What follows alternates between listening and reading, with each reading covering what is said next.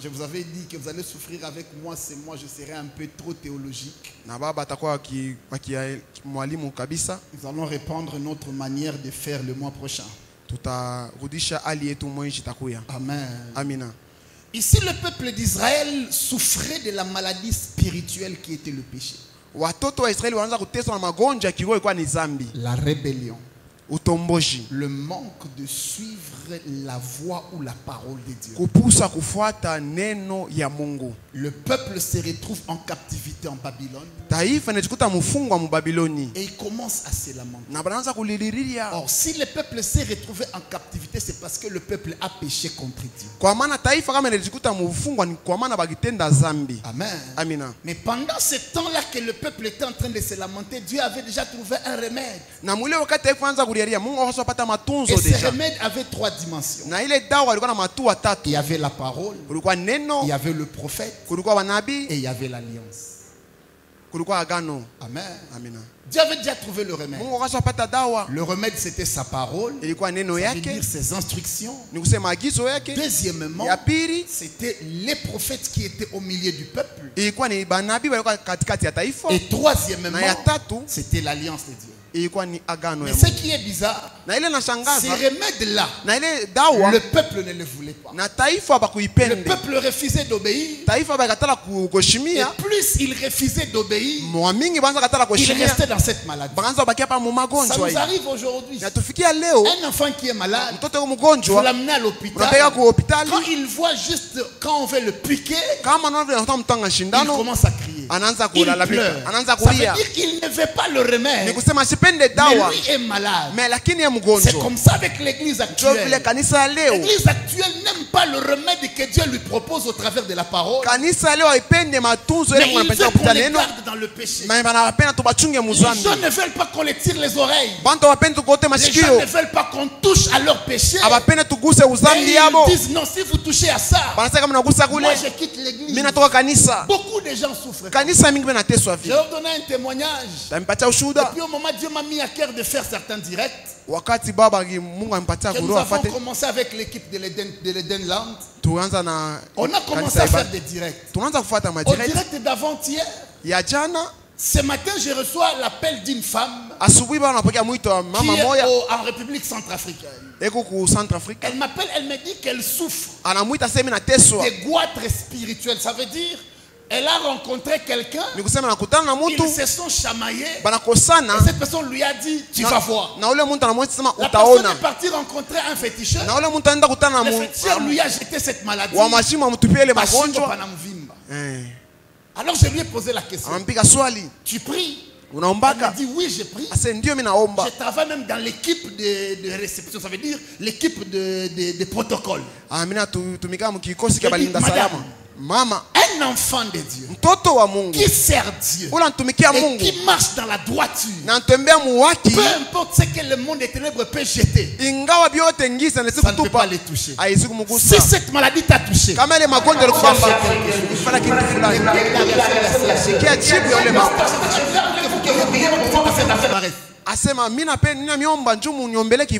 je lui ai dit, es-tu déjà allé à l'hôpital, on te donne un médicament sans te diagnostiquer?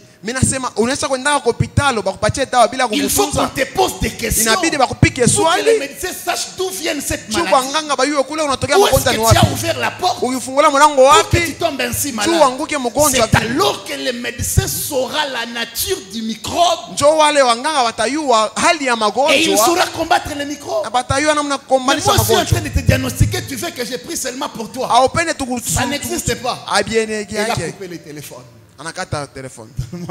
Amen. Ça veut dire qu'elle voulait juste que je prie pour elle, mais que je ne touche pas à la cause profonde qui a causé cette maladie. Elle m'a dit elle-même que c'est quelqu'un qui m'a dit utaona. Tu vas voir. La personne est partie voir un féticheur. Mais attention, le féticheur ne te touchera pas s'il n'a pas trouvé une porte d'entrée pour te toucher. Ici, Israël souffrait souffrait d'abord du péché. Le péché, la porte d'ouverture qui a fait à ce que la souffrance arrive. Mais chaque fois Israël pleurait. Mais jusqu'à quand cette souffrance? Jusqu'à quand cette maladie? Jusqu'à quand? La question de Dieu est simple. Il répond par une interrogation. Pourquoi m'avez-vous abandonné en allant vers les dieux idoles? Amen. Amen. Alléluia. Amen. Cette question est rhétorique. Amen. Amina. Parce que Dieu dit en réalité le remède existe. Le médecin est là. Mais pourquoi persistez-vous dans vos blessures? Parce que vous avez péché. Vous ne voulez pas vous repentir. Parce que la réponse à votre question viendra lorsque vous allez faire ce que Dieu vous demande de faire. Nombre chapitre 21. Sur la 21. Oh my God. Je vais prendre le verset 8e et le verset 9e. Ici, Israël pêche contre Moïse et contre Dieu. Et puis Dieu a libéré les serpents brûlants. Vous connaissez les serpents brûlants? Vous connaissez les serpents brûlants, n'est-ce pas? Dieu a libéré des serpents dans les déserts qui ont commencé à mordre les enfants d'Israël. Et ils étaient en train de mourir. Fin de fin, ils vont revenir vers Moïse. Nous reconnaissons que nous avons péché. Alléluia. Amina. Écoute le verset 7e. Le peuple vint à Moïse et dit: nous avons péché. Alléluia.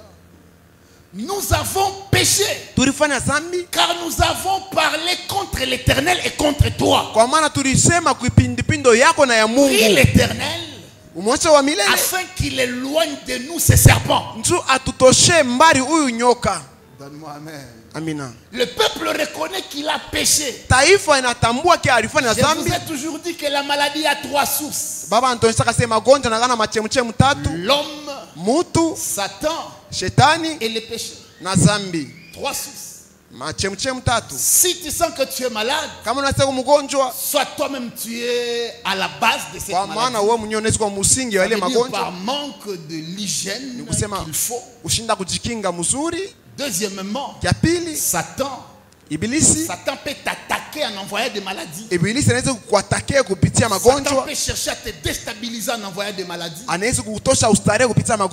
Il peut chercher à t'amener loin de Dieu en t'envoyant des maladies. Comme je pense qu'il y a de cela 3 ans ou 4 ans, 2022 ou 2021. Il y a un homme de Dieu que j'avais enterré dans cette ville. Dans les années 2014, j'avais travaillé dans son église. On lui avait jeté les machiches. Sa femme les prend, il l'amène à Cassage. Vous vous rappelez, hein? Pour qu'on aille les traiter chez un féticheur. Mais lui, c'est un pasteur de l'église. Papa, c'est la vieille histoire. Un féticheur. Sa femme, d'ailleurs, elle venait t'appeler par Mumbako Mouli. Une vieille dame comme ça, que je n'aime pas trop recevoir. Parce que j'ai toujours dit que c'est elle qui avait tué. Elle prend son mari, elle l'amène à Kassage pour qu'on aille soigner un pasteur chez un féticheur. Moi, il me disait non, il souffrait de l'hernie. Comme c'est un papa que je connaissais, j'ai pris l'argent, je l'ai envoyé à Lubumbashi. Comme ils m'ont dit qu'il y a là-bas, il y a un docteur à Sendoué qui va les soigner. Ils vont là-bas, ça ne marche pas. Ils rentrent ici. C'est quand ils vont rentrer ici que je vais savoir que le monsieur était frappé de machiches. Et avant que les envoient à Lubumbashi, ils étaient d'abord allés à Kassage pour aller chercher un féticheur. Comme c'est un homme de Dieu qui a chassé les démons, il a prêché l'évangile. Vous imaginez comment est-ce que quelqu'un, il est parti se jeter seul dans la gueule du loup. Tu ne peux pas avoir chassé les démons et puis aller chercher un féticheur pour qu'il te soigne. Il ne va pas te soigner, il va te tuer, il va précipiter ta mort. C'est ce qu'Israël faisait. Au lieu de revenir vers Dieu, Israël continuait à se prosterner devant les idoles. Voilà pourquoi moi quand je me retrouve dans un problème, je n'accuse pas d'abord les gens. Je me regarde d'abord moi-même. Un jour j'ai conseillé à quelqu'un, je dis si tu es dans un problème, regarde ta part de responsabilité dans ce problème-là. Quand tu auras rempli ta part de responsabilité, tu verras ce problème-là à 80%. Amen. Mais tu verras quelqu'un d'autre. Il ne veut pas voir les autres. Il ne veut pas se voir lui. Il voit d'abord les autres. Non. Ça dépasse vraiment. Ce n'est pas passé. Toi, qu'est-ce que tu as fait? Amen. Quelqu'un frappe à ta porte. Tu vas à ta porte. Tu enlèves les rideaux. Tu regardes bien que ça, c'est un problème qui frappe à ma porte. Mais toi, avec gentillesse, tu ouvres la porte, les problèmes entrent. Et puis tu sors, tu viens te plaindre. Vous avez compris? Non.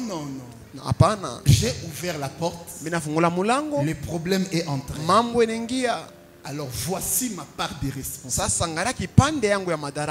J'aime mon père biologique quand il prie pour les malades. Quand il vient chez mon père pour qu'il prie pour toi et que tu es malade, il ne commence pas d'abord par chasser les démons. Il commence par demander pardon pour toi. Baba umsamehe. Seigneur, pardonne-lui. Je te supplie. Là où il est tombé, pardonne-lui. Que ton sang purifie. Quand il aura prié ça comme ça, c'est après maintenant qu'il va chasser les démons de maladie et implorer la grâce de la guérison. Nous aussi c'est la même chose. Lorsque nous sommes attaqués par une maladie, il y a notre part de responsabilité. Parce que le remède de Dieu est là. Amen. Moïse a prié. Moïse pria pour le peuple. Au verset 8, l'Éternel dit à Moïse: fais-toi un serpent d'airain. Fais-toi un serpent brûlant. Et place-le sur une perche. Quiconque aura été mordu et le regardera conservera la vie. Moïse fit un serpent d'airain et le plaça sur une perche. Et quiconque avait été mordu par un serpent et regardait le serpent d'airain conservait la vie malgré la blessure. La solution ici, c'était de se repentir. Ça veut dire revenir vers l'homme de Dieu qu'on a offensé. Revenir vers Dieu qu'on a offensé. On demande pardon. Après avoir arrangé avec Dieu, c'est alors que Dieu donnera l'instruction à l'homme de Dieu, qui est le médecin. Amen. Alléluia. Amen. Le baume de Galade, ça figure Jésus. Amen. Quand vous lisez Genèse chapitre 37, je vais lire pour vous, c'est un enseignement. Je prends le verset 25e. La Bible dit: ils s'assirent ensuite pour manger. Ayant levé les yeux, ils virent une caravane d'Ismaélites venant de Galade. Leurs chameaux étaient chargés d'aromates, de baumes et de myrrhe qu'ils transportaient en Égypte. C'est là la provenance de ces baumes ici. Quand on parle de baumes de Galade, c'est pratiquement un produit à base de plantes qui était très précieux en ce moment-là. Et ces plantes-là étaient connues pour ses vertus médicinales. Spirituellement, il symbolise le sang de Jésus-Christ qui guérit le péché et ses conséquences. Parce que tous nous savons que les conséquences du péché, c'est entre autres la maladie, la pauvreté et la mort. Ça veut dire la malédiction. Et les baumes ici sur le plan spirituel représentent le sang de Jésus. Pas le sang de Jésus qui a coulé de son côté, mais le sang de Jésus qui a coulé de ses meurtrissures.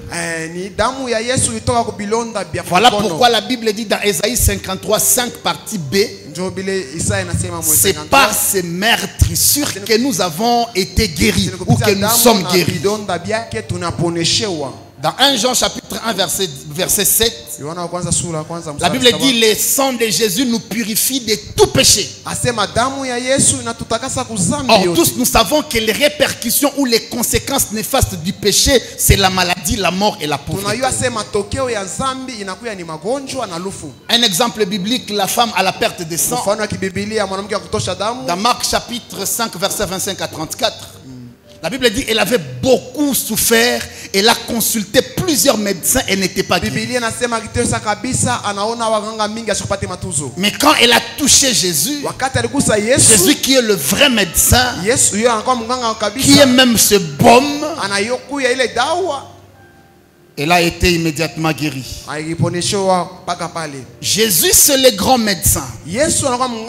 Quand vous lisez Matthieu chapitre 9 verset 12, la Bible dit ce ne sont pas ceux qui se portent bien qui ont besoin du médecin, mais les malades. C'est Jésus lui-même qui le dit. Pendant qu'il était assis chez Lévi, il était en train de manger avec les publicains. Les gens ont commencé à parler en mal de lui. Si cet homme était un prophète, il ne pouvait pas s'asseoir avec des gens de mauvaise vie comme ça. Alors Jésus, connaissant les pensées de leur cœur, il va leur dire quoi? Ce ne sont pas des gens en bonne santé qui ont besoin de médecins. Ce sont des malades qui ont besoin de médecins. Et moi je ne suis pas venu pour les justes. Je suis venu pour ces gens de mauvaise vie. Ça veut dire pour Jésus, les pécheurs sont des malades. Voilà pourquoi j'appelle des transformations. Écoutez-moi. Quand une personne a un mauvais caractère, il ne faut pas vous fatiguer de lui. Quand une personne ne marche pas comme vous voulez, ne vous fatiguez pas de lui. Les médecins se sentent bien quand leurs hôpitaux sont remplis de malades. Je ne connais pas un hôpital qui chasse des malades. Mais l'hôpital est content lorsqu'il reçoit plusieurs malades. Ça veut dire qu'on fait confiance aux médecins traitants de là-bas. On fait confiance aux infirmiers de là-bas. On fait confiance à la structure médicale de là-bas. Parce qu'ils soignent bien. Quand vous recevez des pécheurs, et d'ailleurs vous devez savoir que l'église ce n'est pas le lieu où les gens sont seulement saints. C'est le lieu où on reçoit des pécheurs. Pour que ces gens-là soient transformés par la parole et qu'ils soient guéris. Église, écoutez-moi. Lorsque les gens sont contre les gens qui viennent à l'église, parce qu'ils sont mauvais, alors l'église ne connaît pas sa mission. La mission de l'église, c'est de transformer les âmes perdues à des enfants de Dieu. Quand les gens viennent ici, peu importe leur maladie, nous sommes appelés à les aider pour qu'ils deviennent des personnes en bonne santé. Les impudiques sont des malades. Les voleurs sont des malades. Les sorciers sont des malades. Les gens à caractère difficile sont des malades. Des gens qui viennent avec différentes façons, différentes manières sont des malades. Ils viennent ici parce qu'ils reconnaissent qu'ici il y a un médecin. Le médecin c'est Jésus. Et le médicament ou le remède c'est sa parole. Lorsque ces gens-là viennent ici, bien aimés, ne nous fatiguons pas d'eux. Quand quelqu'un se comporte mal et tu cherches pour qu'il puisse quitter l'église, tu es en train de combattre Jésus. Tu combats l'œuvre de la croix. Jésus à la croix, il était insulté par quelqu'un. Mais la Bible n'a pas dit que Jésus l'a maudit. Non, Jésus ne l'a pas maudit. C'est notre travail également. Alléluia. Alléluia. Ce ne sont pas les gens qui se portent bien qui ont besoin de médecins. Ce sont des malades. Jérémie pose la question. N'y a-t-il pas de médecins? Oui, il y en a un. Ce médecin-là, c'est Jésus. Il guérit les âmes. Il guérit les cœurs brisés. Il guérit les maladies physiques. Jean chapitre 8 verset 36. La Bible dit, si le Fils vous a franchi, vous serez réellement libre. Amen. Psaume chapitre 147 verset 3. Là c'est la guérison de l'âme ou de cœur brisé.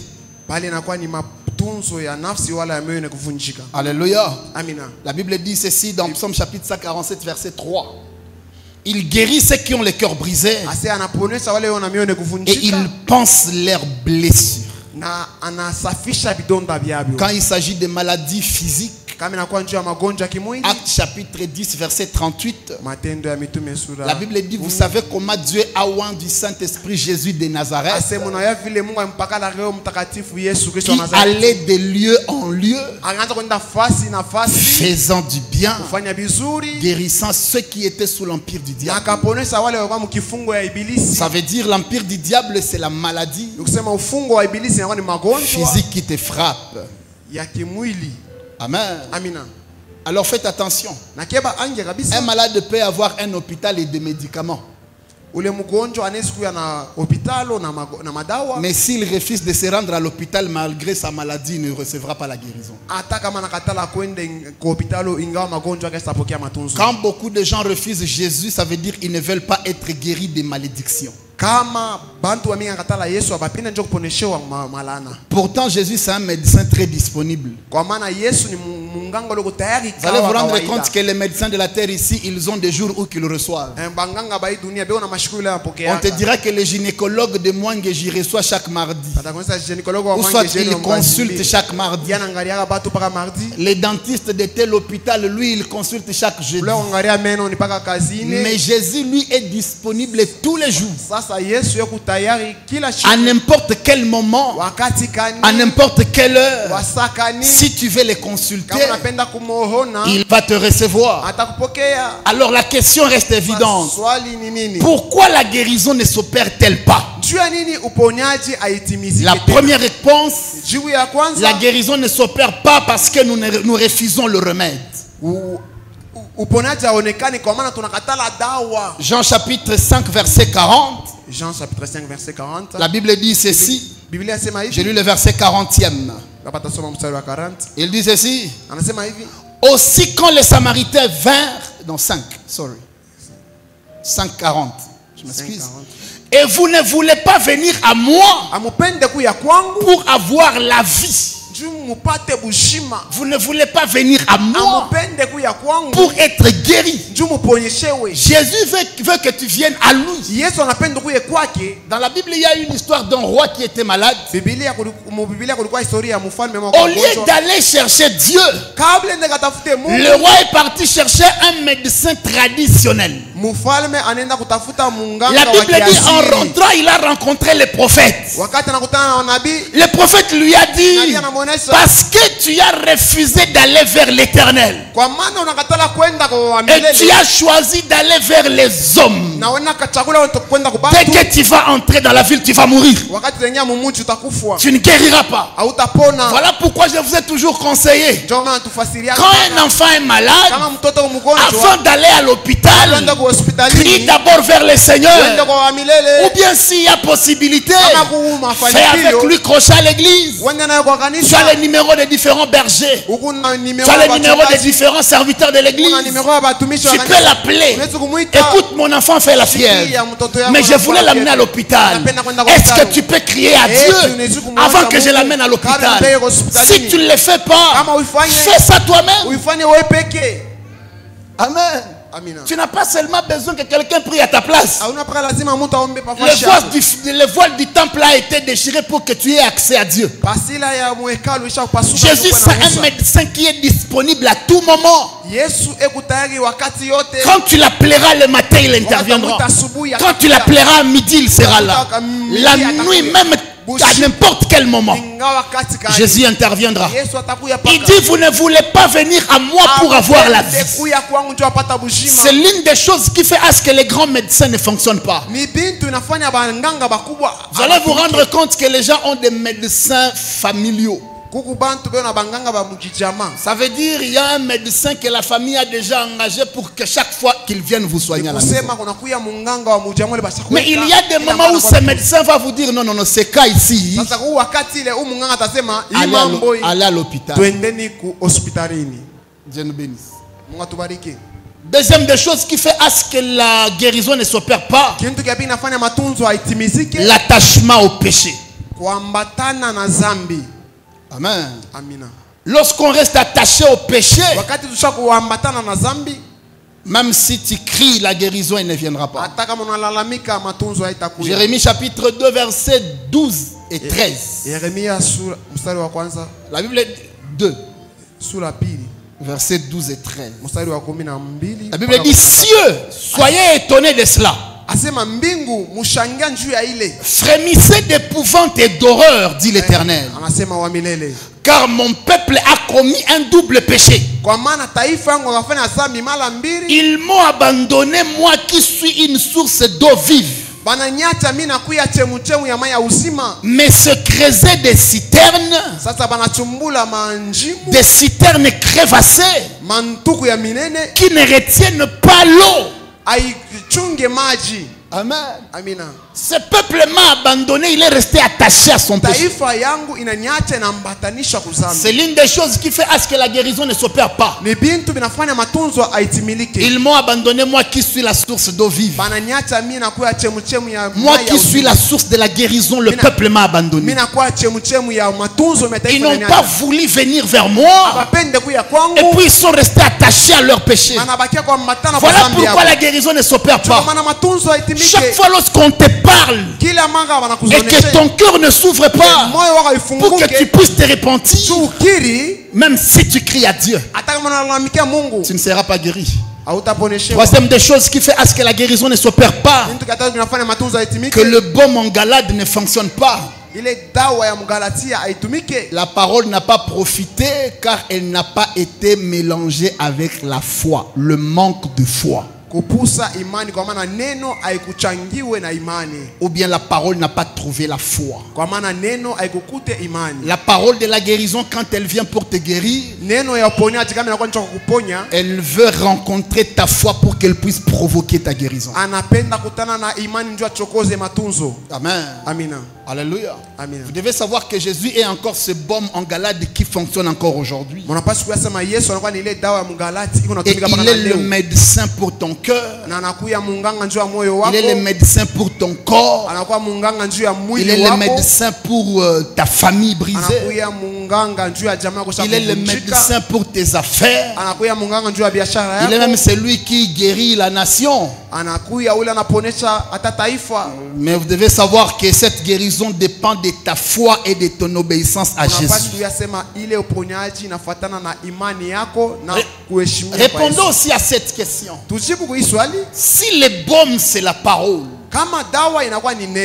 et que le médecin c'est Jésus, Vous allez vous rendre compte quand vous achetez un médicament à la pharmacie.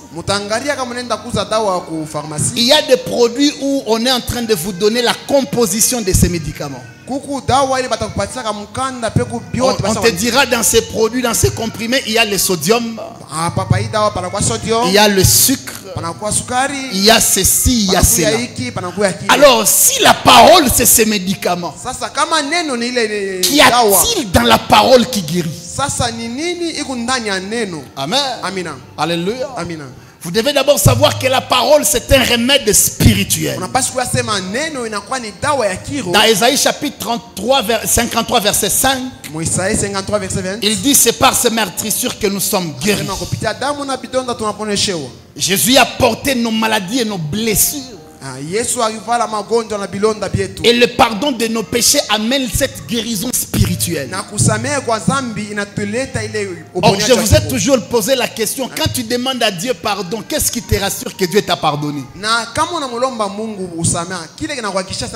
Vous connaissez la réponse? Amen. Quand tu demandes pardon à Dieu, qu'est-ce qui te rassure que Dieu t'a pardonné? Fortuna. Quand tu demandes à Dieu pardon, qu'est-ce qui te rassure que Dieu t'a pardonné?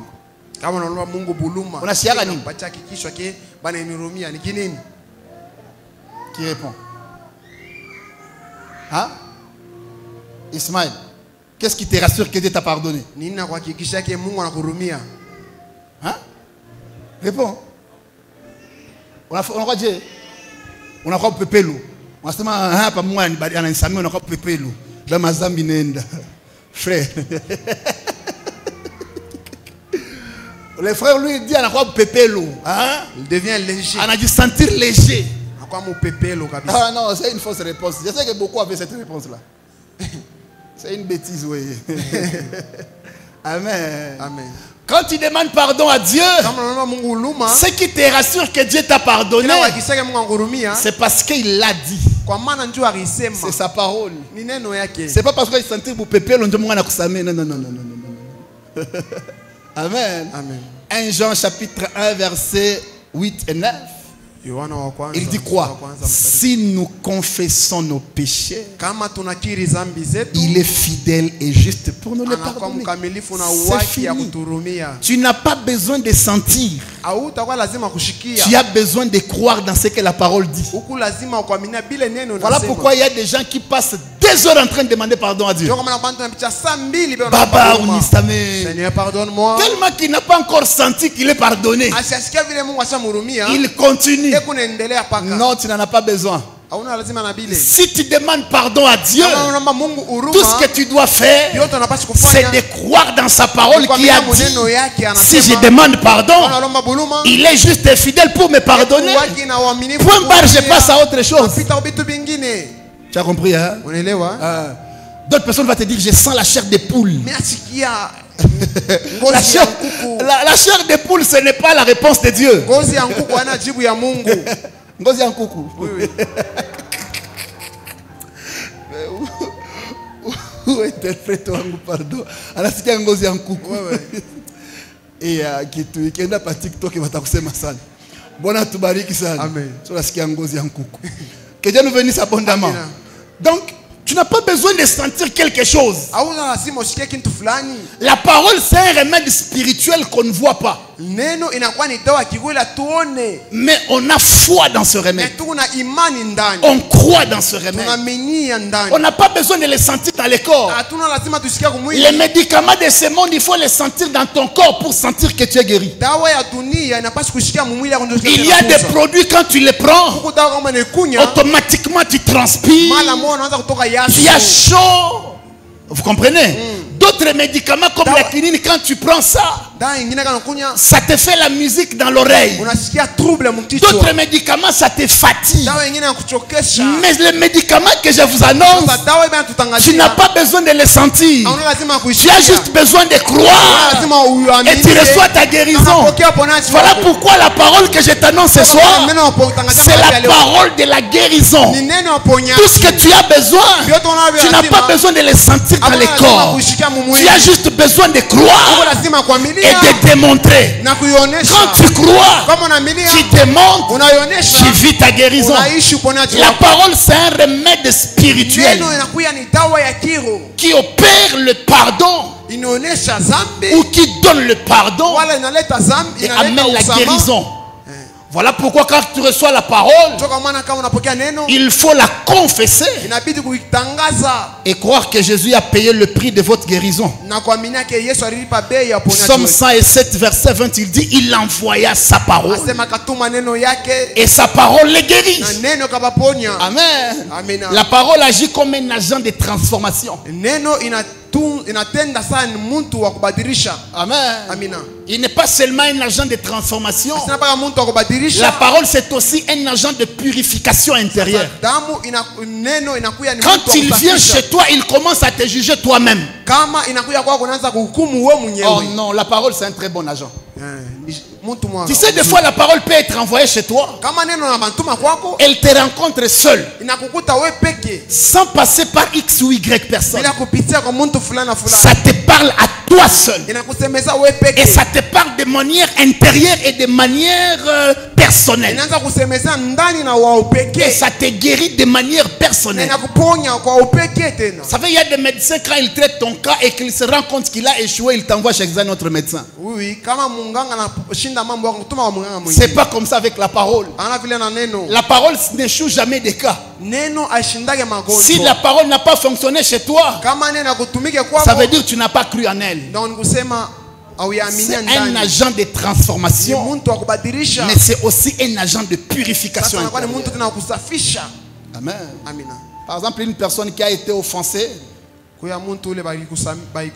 ou une personne qui a beaucoup de culpabilité, vous savez qu'il peut être restauré juste parce qu'il est en train de méditer la parole. Amen. Un, la parole, c'est un remède spirituel. Deux, la parole est la source de foi pour la guérison. Romains chapitre 10 verset 17, la Bible dit, la foi vient de ce qu'on entend et ce qu'on entend vient de la parole de Christ. Ici on n'a pas parlé de la parole de Dieu. Ici on parle de la parole de Christ, parce que la parole de Christ est génératrice de guérison et de la santé divine. Amen. Ici la guérison exige la foi. Or c'est la parole qui nourrit cette foi. Vous devez savoir la voie par laquelle la foi naît. C'est par la même voie que la foi grandit. La foi peut grandir et la foi peut mourir. Parce que la Bible dit, la foi sans les œuvres, c'est comme un corps sans âme ou sans esprit. C'est une foi morte. Ça veut dire la foi peut naître, grandir, tout comme la foi peut mourir. La foi naît par la parole et elle grandit par la parole. Elle se rétrécit par manque de la parole et elle meurt par manque de la parole. Voilà pourquoi plusieurs personnes cherchent des hommes. Ils ne cherchent pas la parole parce que leur foi est morte. Alléluia. Beaucoup de gens cherchent des gens. Amen. Alléluia. Je ne vais pas en parler. Mais vous devez savoir que l'homme reste l'homme. Vous savez, moi je suis homme de Dieu. Vous avez compris? Je suis homme de Dieu. Mais napiga kikondo hapa kina bamba tu kikondo pa napiga kikondo. Ona? Mina fatu kikondo kina bamba. Pourquoi? Je suis homme de Dieu.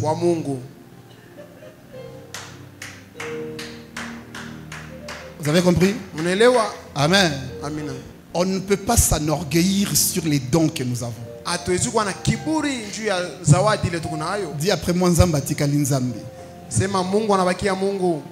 Amen. Amina. Faut pas aller commencer à te taper la poitrine à la télé. Moi je suis ici. Tu vois, moi je suis international. Non, c'est pas question d'être international. Nous sommes les garçons de course de Jésus. Nous venons commander auprès de lui la grâce. Quand il te donne la petite grâce là, bien aimé dans le Seigneur, chouka. Humilie-toi. Alléluia. Amen. Donne-moi un amen fort. Alléluia. La parole est la source de la foi pour la guérison. La femme à la perte de sang a appris des choses sur Jésus. On lui a donné l'information. Elle a dit quoi? J'irai voir cet homme. J'ai consulté beaucoup de médecins, mais je n'ai pas été guéri. Je vais aller voir cet homme. Mais si je ne trouve pas l'opportunité de le rencontrer, et d'ailleurs je n'ai pas besoin de les rencontrer, je vais juste les toucher. Si je touche seulement cet homme, qu'est-ce qui a fait à ce que cette femme-là ait une foi comme celle-ci? L'information. Amen. Elle a été informée. Il donne, madame, il y a un médecin qui va passer par là. Ce médecin-là n'échoue jamais des cas. Tu vois une personne comme toi là, tu ne peux pas avoir la place au milieu des hommes parce que tu es en train de perdre le sang. Elle dit oui, oui, je connais mon cas. Dans ce genre de cas, je n'ai pas besoin qu'il me parle parce que la loi est contre moi. Les hommes vont me chasser, mais je vais aller en catimini.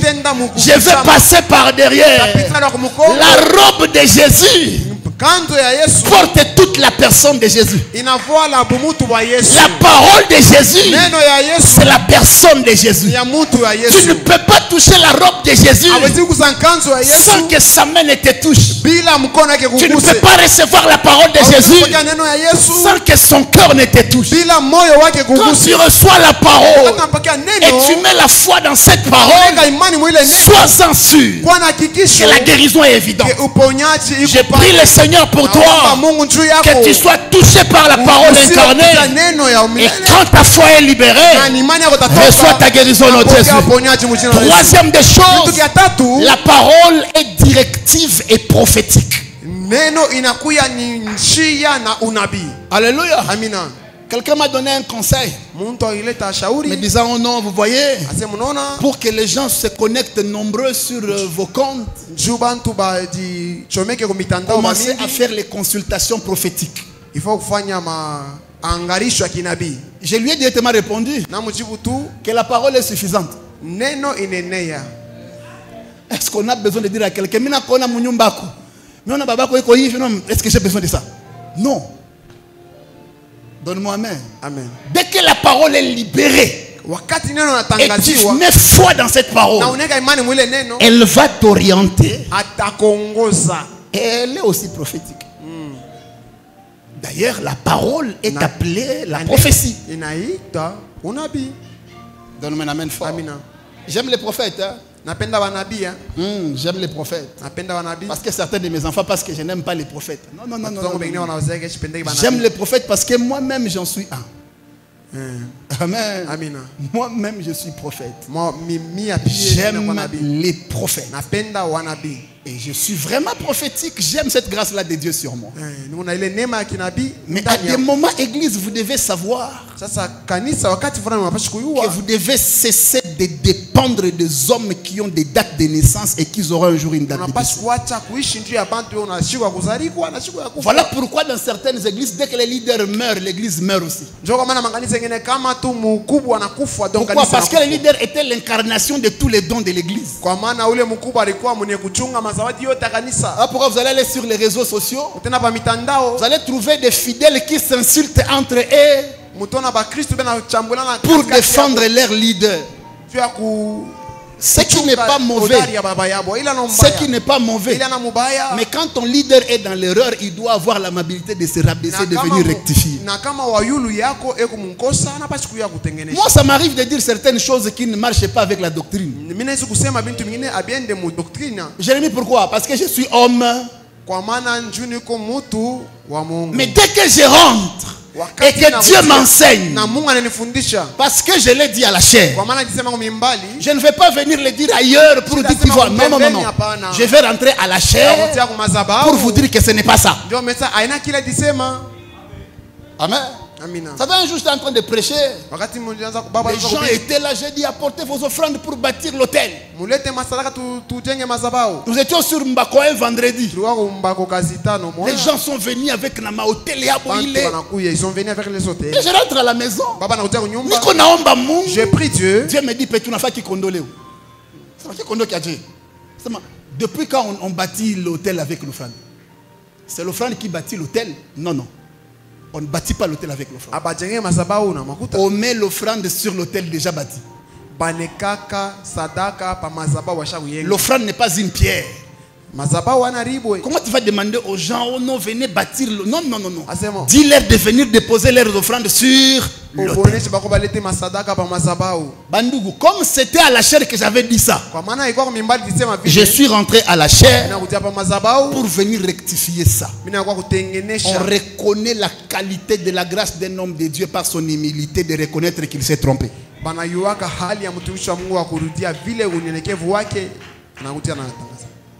Amen. Amina. Alléluia. Un jour, Pierre et Paul se sont tiraillés. Ils se sont tiraillés. Pierre a tonné sur Paul. Paul cherchait à se défendre et tout. Afin de faire regarder la grandeur de Paul. Paul s'est rabaissé. Alléluia. Donne-moi amen. Alléluia. Jésus lui-même dit, si vous m'appelez Seigneur et Maître, je me suis rabaissé pour vous laver les pieds. Faites de même aussi. Reméliez-vous sur la même puissance. J'avais aimé l'un de mes fils. Sur cette chair, il avait donné une très bonne définition de l'humilité. Il avait dit, l'humilité, c'est reconnaître qu'on ne connaît pas tout. Amen. Amina. Donne-moi amen. Amina. Oui, oui, vous êtes mes enfants. Je vous êtes aujourd'hui, chaque fois que vous sentez que la doctrine, je commence, c'est comme Snazena Kupembeni. Je suis accessible, viens me rencontrer. Amen. Amen. Parce que depuis un moment, même mon épouse le fait. Chaque fois que je monte à la chair ici, si on rentre à la maison, elle dit, ah chérie, beaucoup de bordures comme ça. Je dis, non, je ne fais pas de bordures, je prêche l'évangile. Donne-moi amen. Amina. Écoutez, enfants de Dieu. Grandissez dans la parole.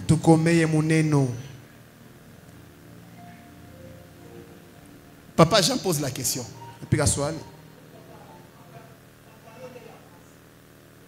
Merci. Une question ni zamani sana m'souffrir.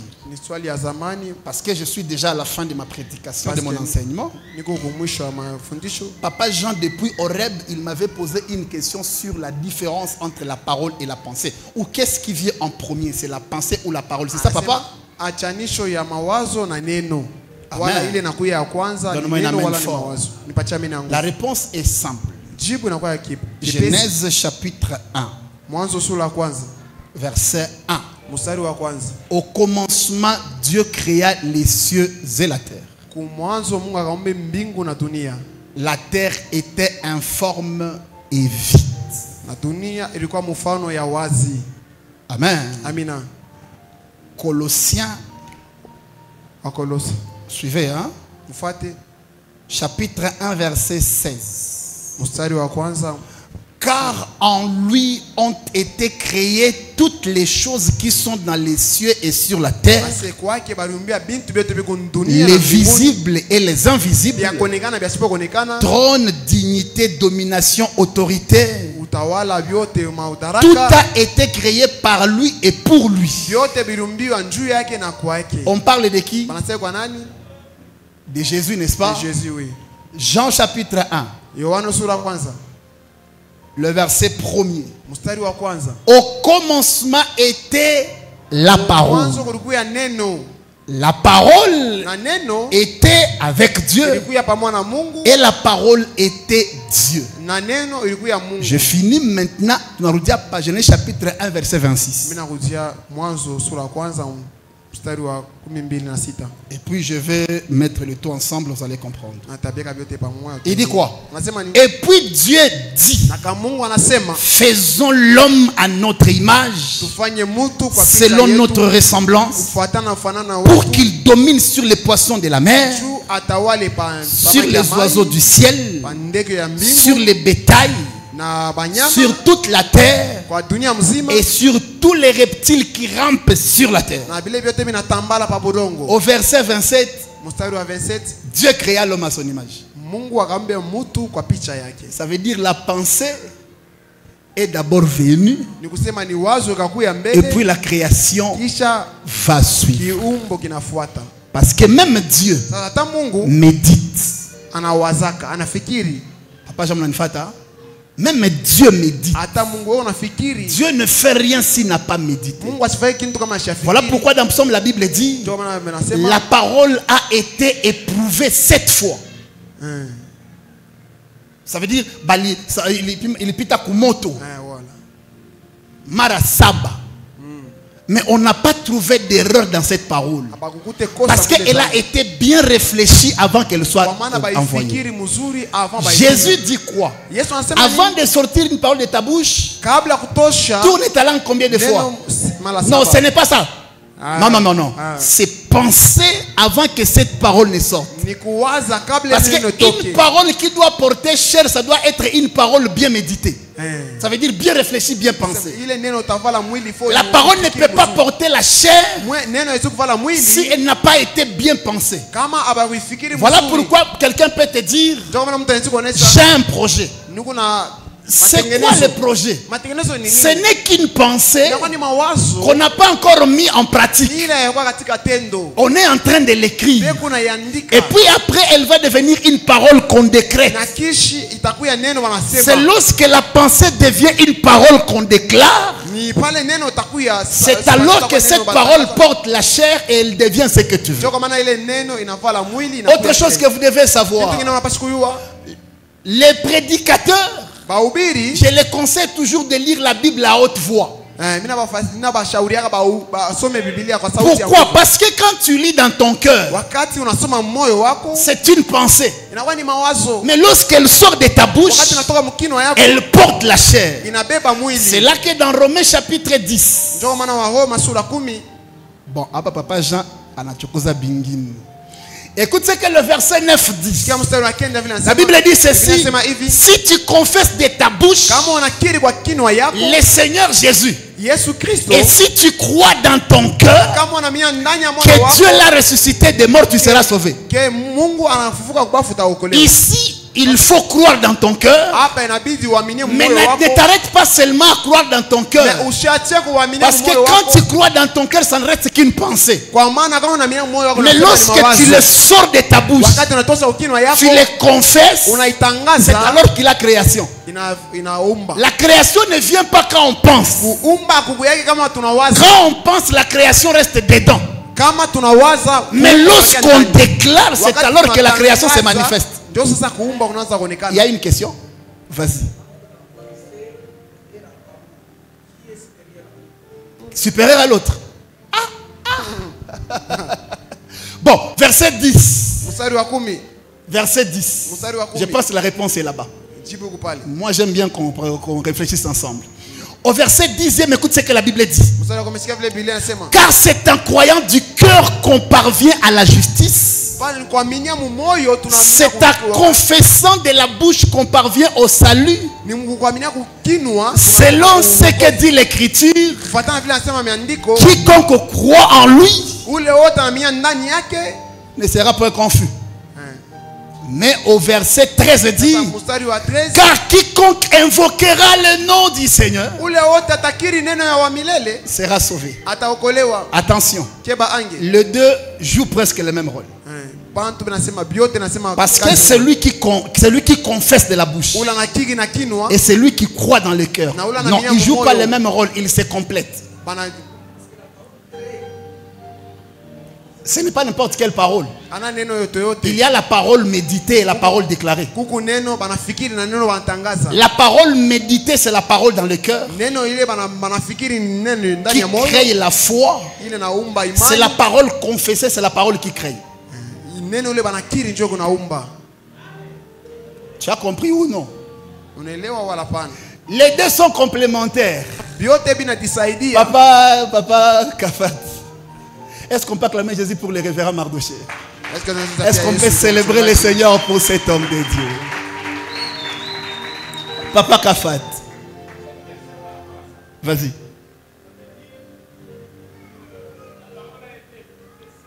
Cette fois, oui. Oui. Nous sommes en direct. Est-ce qu'on peut prenez le micro? D'ailleurs, il a fallu prendre. Prenez le micro, nous sommes en direct. Vas-y. Merci pour la parole. Vous dites que la parole a été éprouvée 7 fois. 7 fois. Donc avant la création, Dieu aussi a médité. Il a pris le temps de méditer. Et la parole de Dieu continue à dire que tout ce que Dieu a créé est parfait. Très bien. Mais à quel moment Dieu a dit, Dieu s'est répandu d'avoir créé l'homme? Dit, Dieu se répand d'avoir créé l'homme. Donc en d'autres termes, par rapport à ça, oui. J'aimerais un peu comprendre par rapport à ça. Merci beaucoup. Non, il va dire que Dieu n'a pas bien médité. Attention. Écoutez très bien. Écoutez très bien. J'ai comme impression. On ferme la Bible ici. Hein? On ferme cet enseignement ici. Ce n'est pas la Bible. Je ferme la tablette dans laquelle il y a la Bible. On n'a pas eu de problème. Alléluia. Amen. Écoutez très bien. Papa Clémence. Il n'y a rien que Dieu a créé imparfait.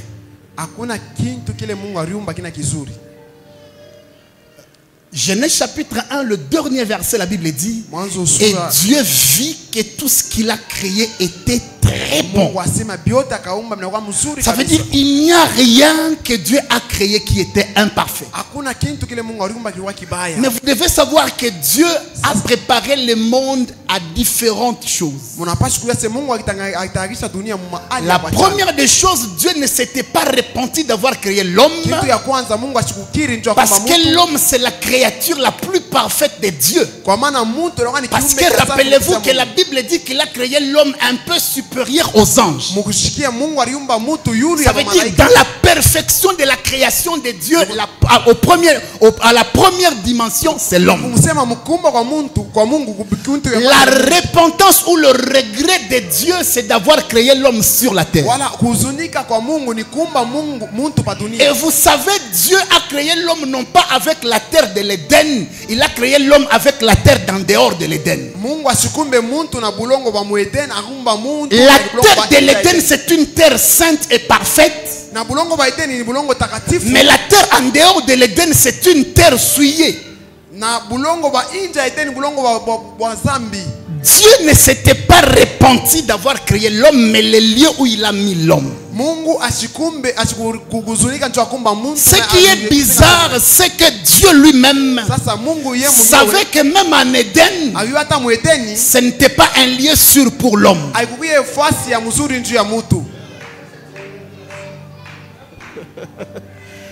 Papa Clémence, même en Éden, Dieu n'était pas sûr que l'homme serait en sécurité. Mais ça ne veut pas dire que Dieu n'a pas bien médité. Non, non, non, non, non, non, non. Dieu savait que l'homme allait pécher. Et Dieu a mis l'homme dans une position pour qu'il pêche.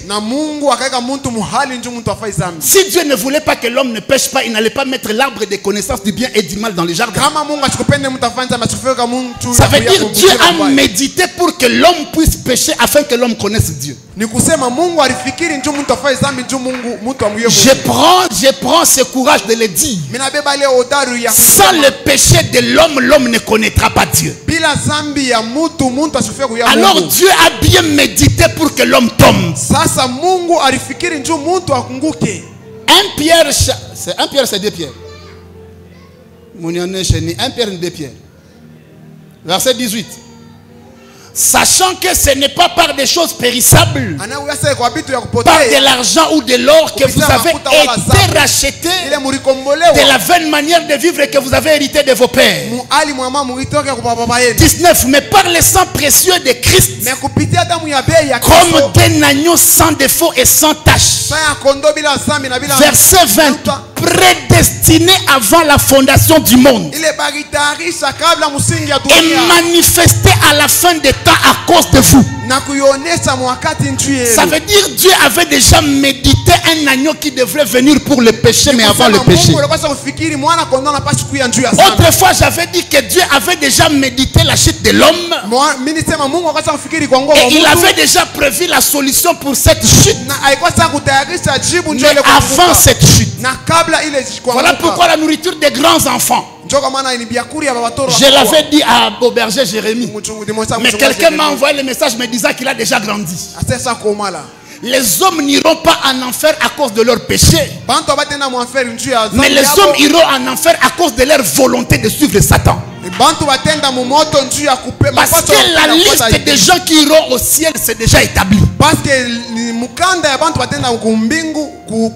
Quand vous lisez Apocalypse, on parle déjà d'un nombre de dons. La liste des gens, le groupe de gens qui iront au ciel. Mais peut-être pendant cette période, ils sont en train de pécher. La solution contre le péché était trouvée avant le péché.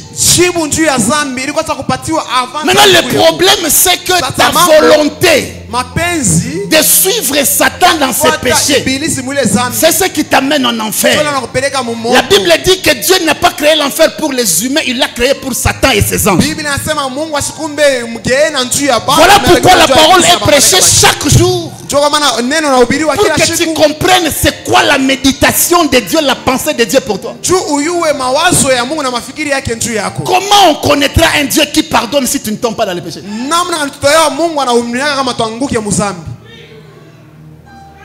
Bon, pourquoi Dieu doit pardonner? Dieu pardonne quoi? Il pardonne quoi? Il pardonne les péchés. Hein? Bon, comment tu le connaîtras s'il pardonne si tu ne tombes pas dans le péché? Tu vas là en enfer.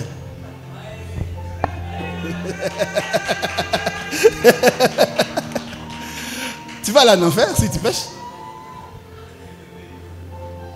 Tu vas là en enfer si tu pêches. Dieu est saint. Et il veut que ceux qui le suivent soient saints.